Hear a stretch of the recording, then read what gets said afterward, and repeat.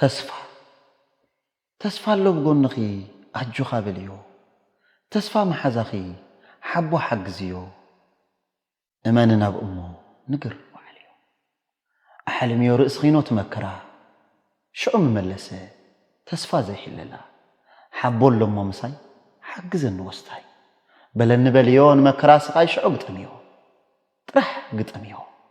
ትቕልስ ዋዕልዮ መንበርካኽ ገዲፍክስ ስዒረ በልዮ ኣይትተሓለል ብመከራ ግናይ ኢሉ መሊስልኪ ተስፋ ዝምሽክናይ መሊሱ ወሲኹ እስኻ ሰዓሪ በል ንፈጣሪ ንነዊሕ መከራ ቆሪጽ ክምተሪ ጭንቂ ክስዕረካ ምጻእ ጥራሕ በሊ ሽዑ ኻድም እዩ ኣበየለዎ ዓቕሚ